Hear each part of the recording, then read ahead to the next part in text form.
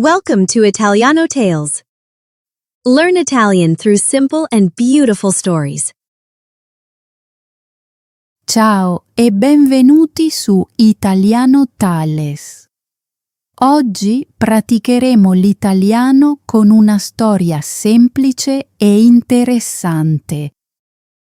Questa storia ti aiuterà a migliorare l'ascolto, la conversazione e la pratica dello shadowing. Lo shadowing è semplice. Ascolti una frase. Poi fai una pausa. Poi ripeti la frase ad alta voce. Questo metodo può aiutarti a far suonare il tuo italiano più naturale e può anche renderti più sicuro quando parli. La storia di oggi parla di una ragazza di nome Emma. Una mattina Emma riceve uno strano messaggio dalla sua migliore amica, Anna. Il messaggio la manda all'aeroporto. All'inizio Emma pensa che Anna abbia solo bisogno di un piccolo aiuto, ma molto presto la giornata diventa confusa, spaventosa e indimenticabile.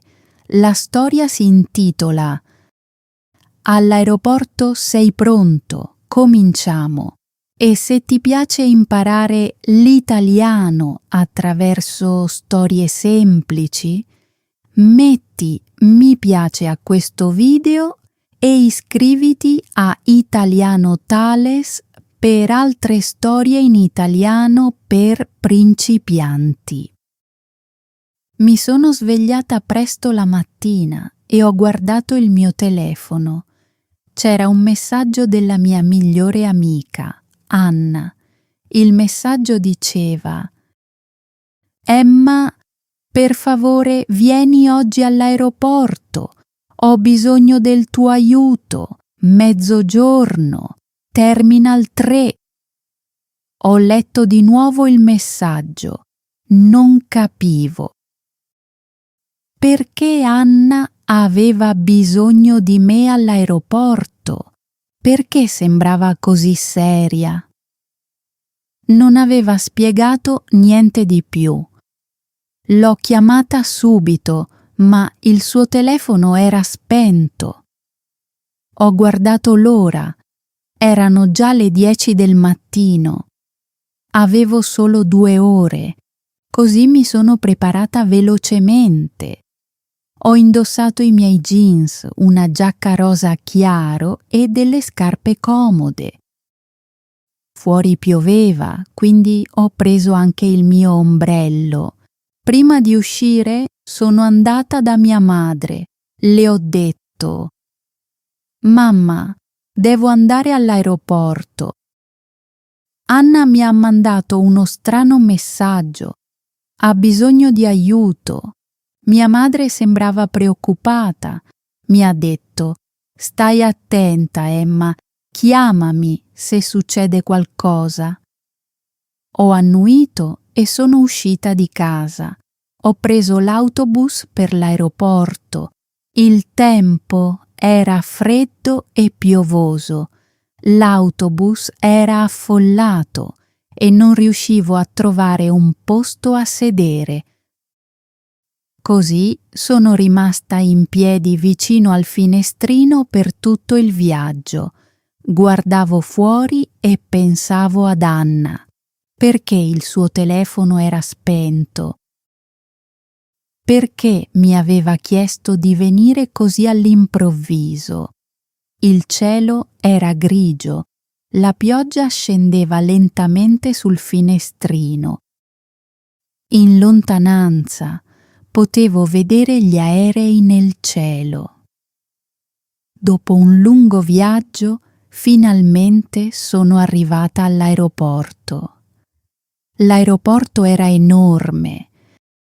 Era luminoso, affollato e molto rumoroso.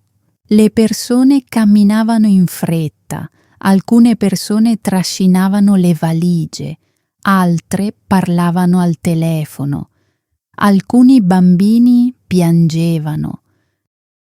Ho cercato il Terminal 3.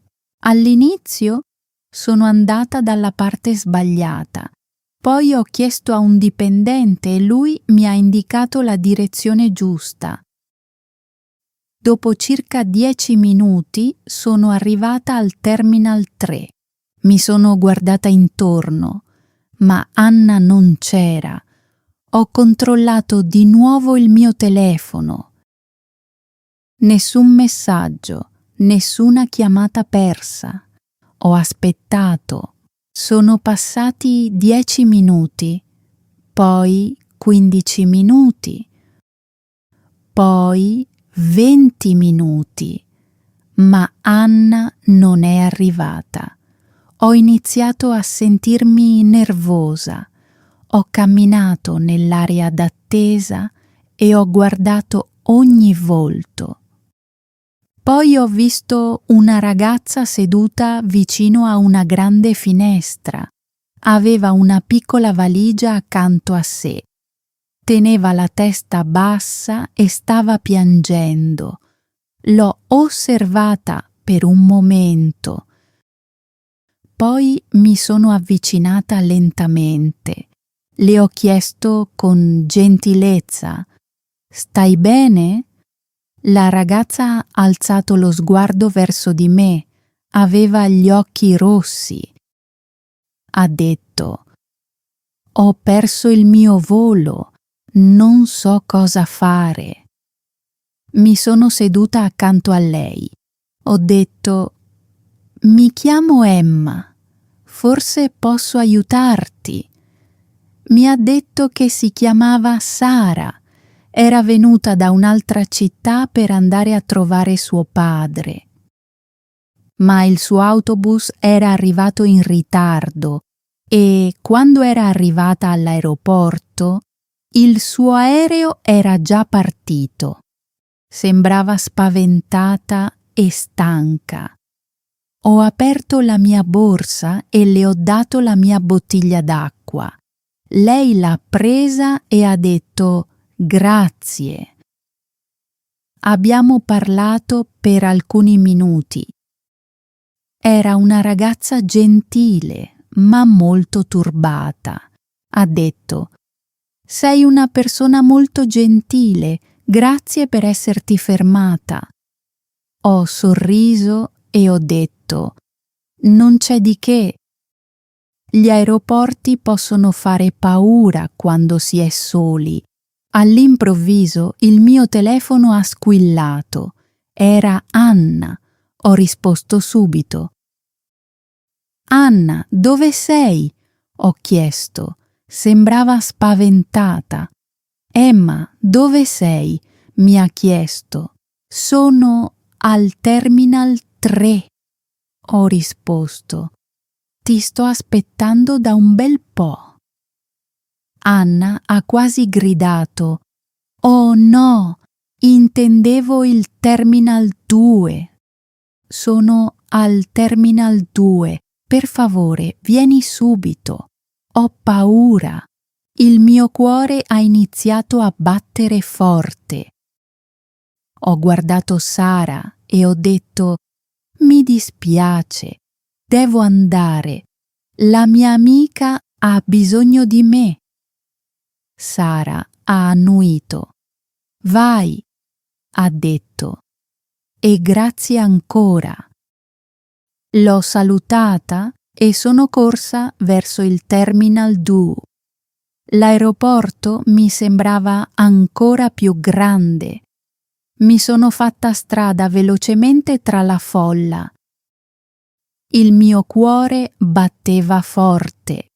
Quando sono arrivata al Terminal 2, ho visto Anna seduta sul pavimento vicino a una parete. Stava piangendo. «Anna!»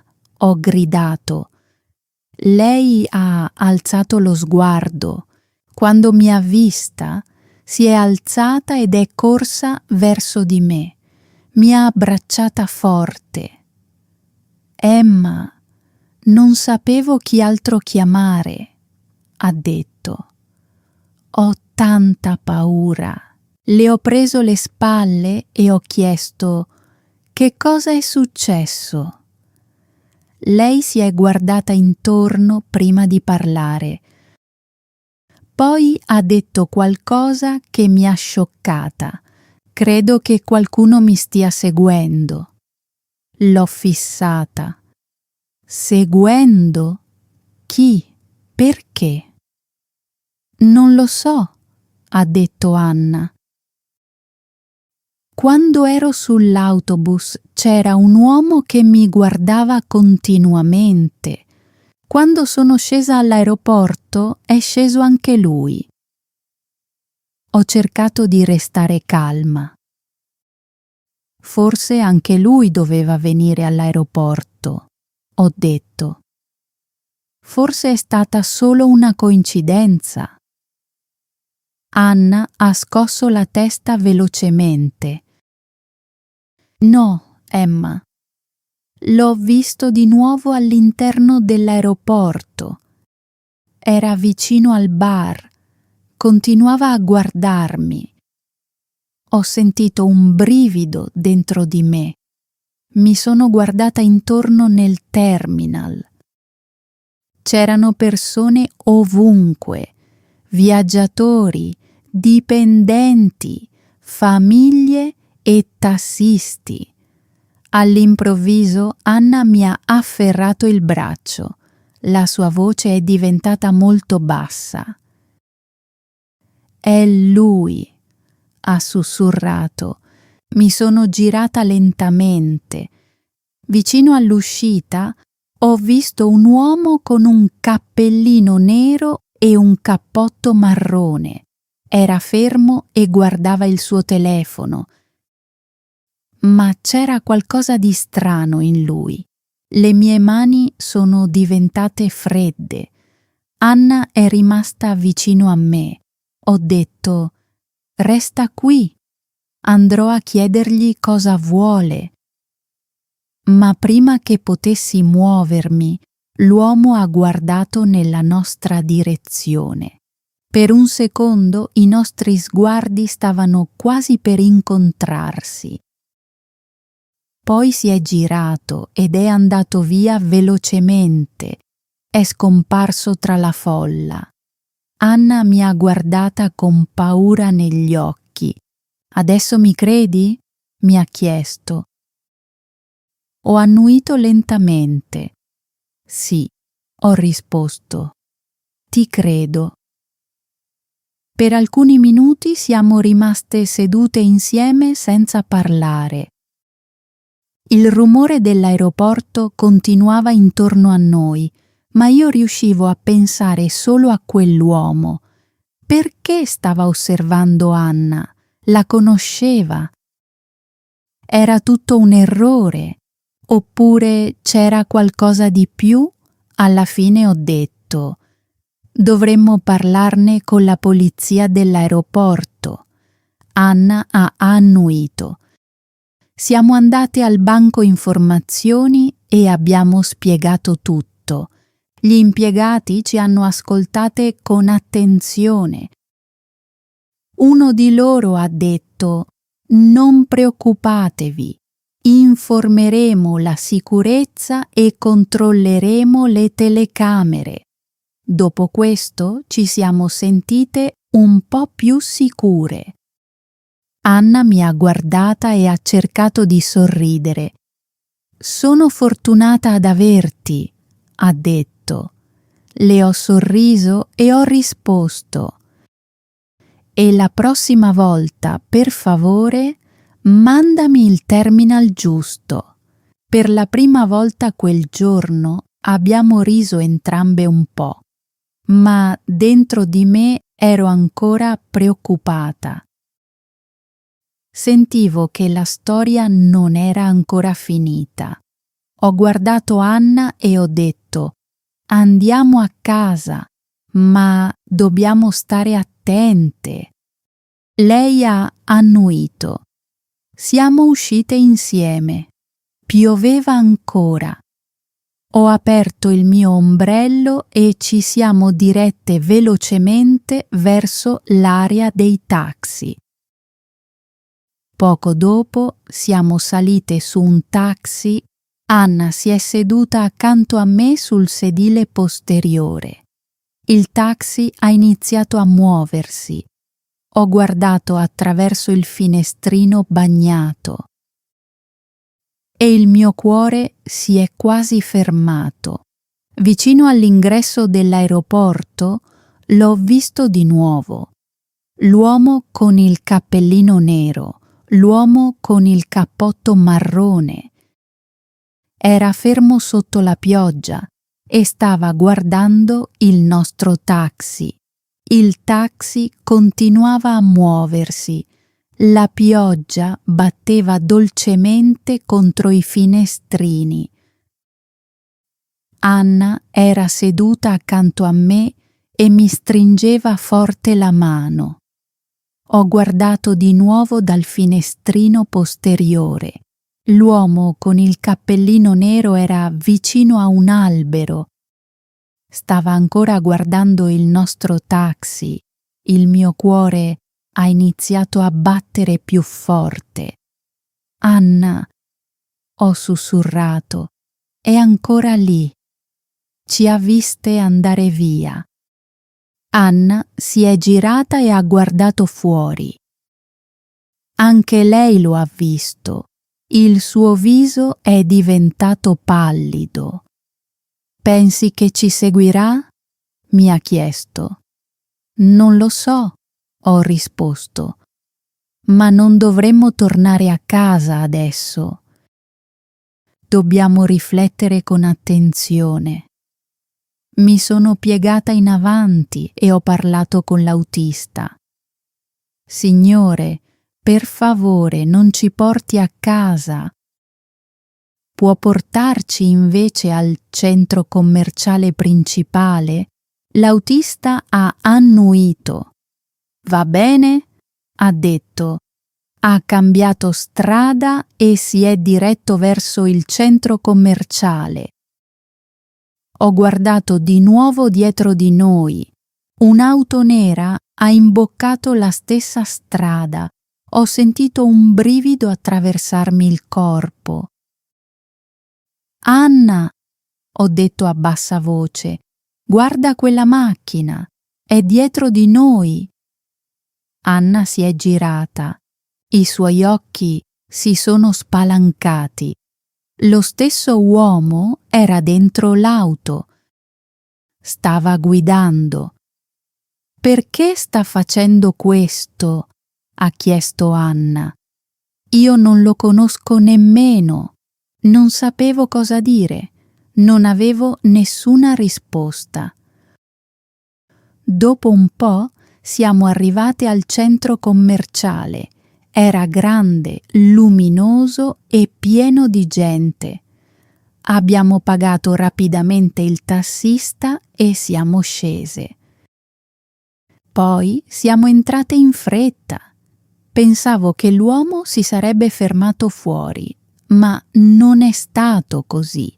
Ha parcheggiato la sua auto ed è entrato nel centro commerciale. Anna mi ha afferrato il braccio. Ci sta seguendo anche qui dentro, ha detto. Abbiamo iniziato a camminare più velocemente. Prima siamo entrate in un negozio di scarpe, poi siamo passate in un negozio di abbigliamento. Ho guardato lo specchio vicino al muro. Potevo vederlo dietro di noi. Era ancora lì.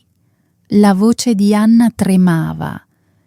Emma, sta ancora venendo verso di noi. Le ho preso la mano e ho detto: abbiamo bisogno della sicurezza, adesso. Ci siamo dirette velocemente verso una guardia di sicurezza vicino all'ingresso. Ho detto: Signore, per favore ci aiuti. Un uomo ci sta seguendo. La guardia è diventata seria. Ci ha chiesto: potete indicarmi l'uomo? Ho indicato con attenzione. Quell'uomo, quello con il cappellino nero e il cappotto marrone. La guardia si è avvicinata a lui. Noi siamo rimaste dietro la guardia. La guardia ha chiesto: Signore, perché sta seguendo queste ragazze? L'uomo sembrava sorpreso. Ha risposto: non le sto seguendo. Poi ha indicato Anna e ha detto: lei è mia sorella. Anna è subito indietreggiata. Cosa? Ha detto ad alta voce. Non è vero, io non la conosco. L'espressione della guardia è diventata ancora più seria. Ha detto: Signore, deve venire con me. L'uomo si è guardato intorno. Per un attimo ho pensato che avrebbe risposto, ma all'improvviso ha cercato di scappare. Altre 2 guardie sono arrivate rapidamente e lo hanno fermato. Le persone nel centro commerciale hanno iniziato a guardarci. Qualcuno ha chiamato la polizia. Anna e io ci siamo sedute su una panchina vicina e abbiamo aspettato. Una donna gentile di una piccola sala da tè ci ha portato del tè. Le mani di Anna tremavano. Le ho messo un braccio intorno alle spalle. Andrà tutto bene, ho detto piano. Non sei sola. Poco dopo è arrivata la polizia. Ci hanno fatto molte domande. Ci hanno chiesto quando avevamo visto l'uomo per la prima volta. Ci hanno chiesto dove eravamo andate all'aeroporto. Ci hanno chiesto del taxi e del centro commerciale.